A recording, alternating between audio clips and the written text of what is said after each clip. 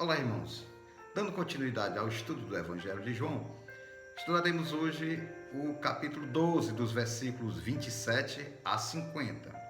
No estudo anterior, nós vimos que Jesus foi ungido lá em Betânia, na aldeia onde residia Marta e Maria, e o ressuscitado Lázaro, e já era próximo à Páscoa e muitas pessoas, muitos judeus, muitos estrangeiros já estavam na província da Judéia e foram até a aldeia de Betânia para ver o ressuscitado Lázaro, né? E também para conhecer Jesus, porque a fé em Jesus, as obras milagrosas que vinham acontecendo já se espalhavam por todo o continente.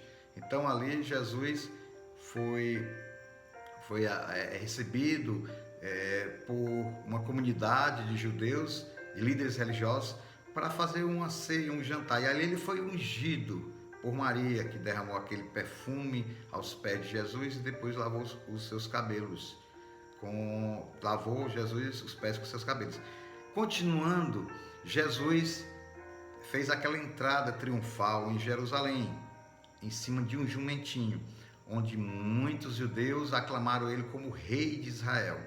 Mas muitos judeus já se preparavam para prender Jesus, arranjando uma maneira. Sendo que Jesus, depois, ele foi recebido por estrangeiros que chegaram até o discípulo Filipe e André, para que Jesus pudesse falar a respeito do reino de Deus. E Jesus falou para esses estrangeiros que estavam acreditando, que criam que Jesus era o Messias, e Jesus falou: olha, aquele que abandonar a vida de pecados, ou seja, aqueles que morrerem para o pecado aqui nessa vida, herdarão o reino de Deus. Mas aqueles que permanecerem no pecado, aqueles que se agradarem com esse mundo, que é o mundo de trevas, esses não herdarão a vida eterna. Então ele diz: ó, quem perder sua vida, ou seja, quem perder a vida atual para esse mundo, que esse mundo jaz do maligno, jaz de Satanás, esses herdarão o reino de Deus. Mas aqueles que querem continuar nesses prazeres do mundo, esses não herdarão o reino de Deus, não herdarão a vida eterna. E depois disso ele continuou a falar a respeito dele, que já era chegada a sua hora, né? A vontade do Pai começava a se manifestar. Então vamos ver aqui a partir do versículo 27 em diante. Jesus continuou no versículo 27. Agora o meu coração está angustiado. E que direi? Pai, salva-me desta hora. Mas foi precisamente para esta hora que eu vim. Pai, glorifica o teu nome. Aqui Jesus, no momento de humanidade, que ele era humano, nesse momento de aflição, de ele lembrar que vai ter que ir à cruz, e ele como homem ali, mas também sendo Deus, ele estava naquele momento de aflição, o seu coração estava muito aflito, ele vendo que iria para aquela cruz, e ao mesmo tempo ele chega e diz: ó Senhor, por que eu vou? Poderia evitar eu ir para aquela cruz, mas ao mesmo tempo ele diz: não, eu vim para isso. A minha missão de vir do céu à terra foi para cumprir a vontade do Pai. Qual é a vontade de Deus Pai? É que ele pregue o evangelho da salvação, porque ele veio para trazer a salvação ao mundo e vencer a morte através da cruz. Ou seja, ele vai levar todos os nossos pecados naquela cruz, vai vencer Satanás, que é o rei, é o príncipe desse mundo, e ali ele vai ressuscitar e glorificar o Pai. Então aqui Jesus diz: não, mas deixa, porque eu vim para glorificar o teu nome. Jesus pede agora que o nome de Deus possa ser glorificado nele, em Jesus. A multidão, continuando no versículo 28. Pai, glorifica o teu nome. Então veio uma voz do céu que disse: já o glorifiquei e outra vez o glorificarei. A multidão que estava ali e ouviu a voz dizia que era um trovão. Outros diziam: um anjo lhe falou. Disse-lhe Disse Jesus: não veio esta voz por causa de mim, mas por causa de vós. Agora é o tempo do juízo deste mundo. Agora será expulso o príncipe deste mundo. Eu, porém, quando for levantado na terra, atrairei todos a mim. Aqui, quando Jesus falou naquela hora, aquela multidão, e Jesus disse que ele pudesse ser glorificado, Senhor Deus, Pai, glorifica o teu nome. Aqui houve uma manifestação da glória de Deus naquele momento. Ou seja, Deus Pai falou para o Deus Filho, quando disse que eu já o glorifiquei. Aqui aquela multidão que estava presente, elas ouviram, alguns ouviram alguma voz, mas não compreenderam. Mas aqui a manifestação foi de um trovão, de uma coisa sobrenatural, que eles entenderam que ali era Deus. Mas Jesus, como era no Pai, Jesus, ele e o Pai tinham a unidade, né?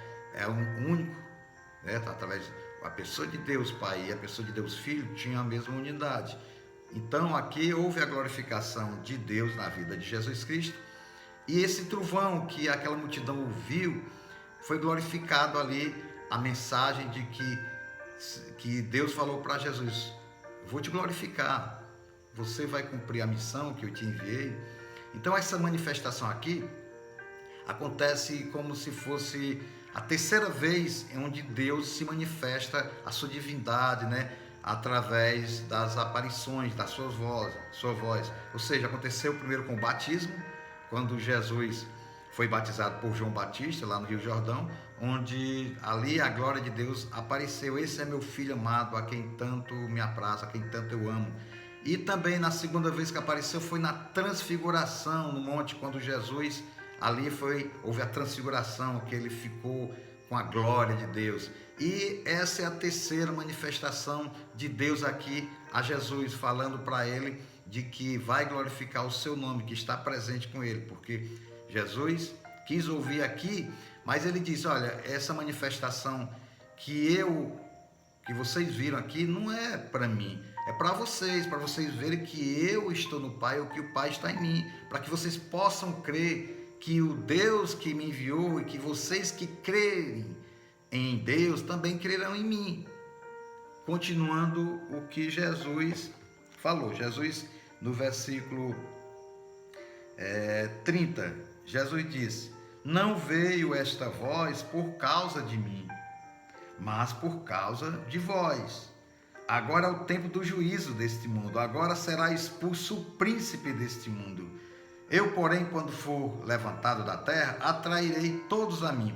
Aqui o que Jesus falou é que o príncipe deste mundo, que Jesus fala nos evangelhos, Jesus é o que fala mais no Satanás, porque é o príncipe deste mundo, ele é o príncipe das trevas, ele é o mentiroso, ele é o Lúcifer, ele é o enganador, a mentira está nele. Então ele é o pai da mentira, ele é o pai das trevas. Jesus é a luz.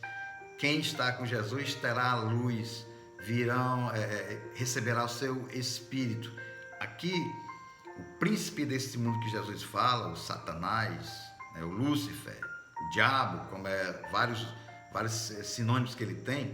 Aqui Jesus vai dizer: quando eu for para aquela cruz, que eu receber todos os pecados da humanidade, dos pecados antigos, dos atuais e aqueles que virão, ali naquela cruz eu vou vencer a morte, vou mais uma vez trazer a comunhão de vocês com o Pai, através de mim, porque o Pai me enviou para que eu pudesse vencer a morte, ressuscitar, ascender ao Pai, e vocês poderão novamente ter essa comunhão perdida no Jardim do Éden, quando Adão e Eva pecaram, desobedeceram a Deus e trouxeram Satanás e seus demônios para dominar esse mundo perdido.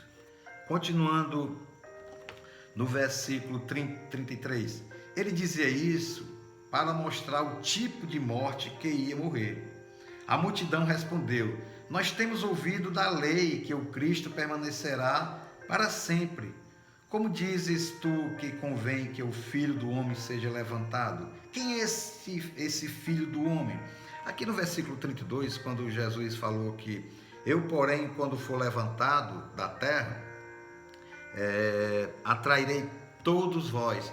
Aqui Jesus está dizendo, olha, eu vou para a cruz, eu vou para a cruz do Calvário, vou ser levantado após, ou seja, vai haver a minha ressurreição no terceiro dia, e vai ser tudo para vocês, para que vocês possam crer em mim, para que vocês possam colocar a fé em mim, porque eu estou no Pai e o Pai está em mim, e não existe outro nome na terra ou debaixo da terra ou no céu que leve a salvação, que não for o nome de Jesus.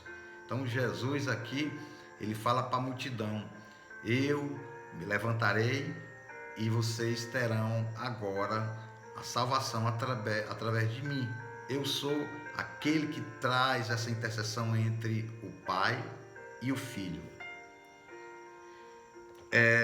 Aqui ele estava dizendo o tipo de morte que ele ia ter, né? Que era a morte de crucificação.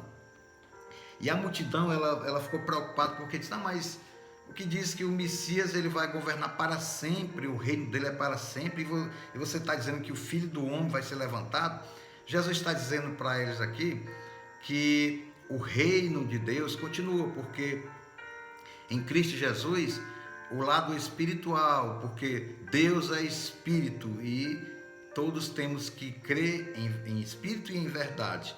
Aqui Jesus demonstra para aquela multidão, para os judeus, de que quando ele for levantado é para glorificar o Pai, era para trazer de volta esse mundo perdido à glória de Deus. E versículo 35. Então Jesus lhes disse, a luz ainda está convosco por um pouco. Andai enquanto tendes luz, para que as trevas não vos apanhem. Quem anda nas trevas não sabe para onde vai. Enquanto tendes a luz, crede na luz, para que sejais filhos da luz. Terminando de dizer estas coisas, Jesus se retirou e ocultou deles. Aqui quando Jesus fala que vocês aproveitem que a luz está aqui com vocês, que a luz é Jesus Cristo, e que vocês, aqueles que estão na cegueira espiritual, esses amarão as trevas. Mas Jesus diz, olha, eu sou a luz, aproveite quando vocês estão comigo, porque daqui a pouco vocês não me verão mais, a não ser em espírito e em verdade. Enquanto vocês estiverem na luz, vocês serão filhos da luz. Nós somos filhos, todos aqueles que creem no Senhor Jesus Cristo como Messias, nós, além de sermos chamados filhos de Deus, agora também seremos chamados de filhos da luz. Não estamos mais nas trevas, no mundo perdido, no mundo do engano. Versículo 36. Enquanto tendes a luz, crede na luz, para que sejais filhos da luz. Terminando de dizer estas coisas, Jesus se retirou e ocultou deles. Apesar de ter realizado todos esses sinais miraculosos na presença deles, ainda não criam nele, para que se cumprisse a palavra do profeta Isaías. Senhor, quem creu na nossa pregação? E a quem foi revelado o braço do Senhor? Por isso não podiam crer, porque como Isaías diz em outra passagem, cegou-lhe os olhos e endureceu-lhes o coração, a fim de que não vejam com os olhos, nem compreendam com o coração, e se convertam, e eu os cure. Aqui o profeta Isaías, há 700 anos antes de Cristo, 700 anos antes de Cristo, ele, através da profecia, ele já dizia que Deus ia endurecer o coração dos homens, porque muitos não iam crer no Messias. Ele ia fazer milagres, iria se manifestar, mas a cegueira do homem, a cegueira daqueles que não querem crer, aqueles que procuram poder, aqueles que querem a glória dos homens e não a glória de Deus. E o profeta Isaías, há 700 anos atrás, ele já dizia que Deus iria endurecer o coração daqueles incrédulos ainda mais. Continuando, no versículo 40.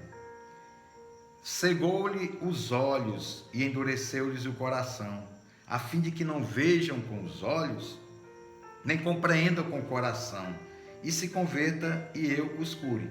Isaías disse isso porque viu a glória de Jesus e falou a seu respeito. Contudo, muito dentre as autoridades creram nele, mas por causa dos fariseus não confessaram a sua fé, pois tinham medo de ser expulsos da sinagoga, pois amavam mais a glória dos homens do que a glória de Deus. Aqui, muitos líderes religiosos lá na Judéia, eles creram, eles acreditavam que Jesus era o Messias. A fé em Cristo, em muitos líderes religiosos, realmente se acentuou, mas tinham aqueles homens que tinham medo de serem afastados da liderança lá do Sinédrio, ou pudessem ser expulsos das sinagogas. Por quê? Porque o templo, se você naquela época fosse falar que Jesus era o Messias, os líderes religiosos, eles eram os expulsos, porque eles achavam que você está tendo a fé nesse Messias, então você agora não vai mais pertencer ao Sinédrio, você não vai mais poder frequentar o templo. Então aqui muitos tinham a fé escondida, ou seja, eles não manifestaram a glória de Jesus Cristo, não falavam publicamente que tinham fé em Jesus, com medo de perder a posição que tinha lá no mundo religioso. Porque nos dias de hoje, se você confessar, crer que o Senhor Jesus Cristo é o Messias, e que você crê nas Escrituras, que é a palavra de Deus, muitas daquelas pessoas se afastarão de ti. Por quê? Porque elas estão na incredulidade, elas não crerem. Se não crerem, elas estão nesse mundo de trevas e querem se afastar de você. E a fé, ela é testificada quando você publicamente diz: eu creio no Senhor Jesus Cristo, eu me converti ao Senhor Jesus Cristo porque Ele é a vida, Ele é a ressurreição e vida, Ele é a luz, eu saí das trevas e estou na luz. Aqui, os judeus, os líderes religiosos, criam que Jesus era o Messias, mas tinham medo de professar sua fé, porque a liderança religiosa poderiam expulsá-los. Então os homens preferiam mais a glória dos homens do que a glória de Deus. Então Jesus clamou, versículo 44, quem crê em mim, crê não somente em mim, mas também naquele que me enviou. Quem me vê, vê aquele que me enviou. Eu vim ao mundo como luz, para que todo aquele que crê em mim não permaneça nas trevas. Se alguém ouvir as minhas palavras, mas não as guardar, eu não o julgo, pois eu vim não para julgar o mundo, mas para salvá-lo. Mais uma vez aqui Jesus vai falar de que quem crê nele, crê também em Deus Pai. A unidade de Deus Pai com Deus Filho. Porque Jesus, ele veio cumprir a sua missão, veio dos céus à terra para cumprir a missão e a vontade de Deus, para que pudesse ir àquela cruz, para que pudesse trazer novamente a paz àqueles que crerem no Senhor Jesus Cristo. Então aqui ele vai dizer: olha, quem crê em mim, eu sou a luz do mundo, e aqueles que não estão na luz estão nas trevas. Aqui ele vai refletir sempre nesse Evangelho de João. Aqui vai mostrar sempre a divindade de Jesus Cristo, que Ele é o Deus encarnado, Ele é o Filho de Deus, Ele é o Messias. Continuando, e ele fala: se alguém ouvir as minhas palavras, mas não as guardar, eu não julgo, pois eu vim não para julgar o mundo, mas para salvá-lo. Aqui Jesus está mais uma vez repetindo o que ele tinha falado nos capítulos anteriores, de que ele veio trazer a salvação ao mundo, não veio julgar o mundo, mas também ele diz que aqueles que creem em mim, esses não serão julgados, mas aqueles que não crerem em Jesus Cristo, esses já estão condenados a morrerem para sempre e permanecerem no inferno quando houver ao juízo final. Então Jesus está dizendo, certo? Eu não vim para condenar, não vim para julgar, mas eu vim para mostrar a salvação. Quem crê em mim, esse já tem a vida eterna, mas quem não crê em mim, esse já está condenado, não precisa nem julgar, porque já está condenado porque não ouviu a minha palavra, que é a Bíblia Sagrada, é o seu Evangelho. Versículo 48. Quem me rejeita e não recebe as minhas palavras, já tem quem o julgue. A própria palavra que tenho proferido, essa há de julgá-lo no último dia. Pois eu não falei de mim mesmo, mas o Pai que me enviou me prescreveu o que dizer e de que falar. Eu sei que o seu mandamento é a vida eterna, portanto, o que eu digo como o Pai me deste. Mais uma vez aqui Jesus vai falar a questão da rejeição. Muitos que rejeitarão Jesus Cristo, esses já serão julgados pelo próprio mundo, né? E quando Jesus fala dele, ele diz aqui, ó, o que eu falo, eu não falo por mim mesmo, mas é pelo Pai que me enviou. Se vocês crerem em Deus, vocês também crerão em mim. Tudo que eu falo é por intermédio e pela vontade do Pai. Esse mandamento que eu digo é vindo do Pai, é o Pai que está em mim e eu estou nele. Então, a salvação é exclusiva em Jesus Cristo. Não existe um ser humano ou qualquer outra divindade. O Deus verdadeiro é o Cristo, é aquele que ressuscitou. É o único ser vivo que ressuscitou e está à direita do Pai, porque muitos morreram e continuam sepultados, e apenas no juízo final é que a glorificação do Deus Pai com Deus Filho, que todos aqueles que morrem do pecado virão na vida eterna. Portanto, meus irmãos, coloquemos sempre a fé em Jesus Cristo. Ele é o caminho, Ele é a verdade e a vida. Ninguém vem ao Pai a não ser por Ele. Amém? Vamos orar. Querido Deus, nós te agradecemos pela Tua palavra. Te pedimos, ó Pai, que o Senhor possa tirar a incredulidade no coração desses homens, dessas mulheres que estão ouvindo esse vídeo, e dos nossos corações possam encher, Pai, da Tua presença, que nós possamos ver a luz em Ti. Em nome de Jesus nós te agradecemos. Amém.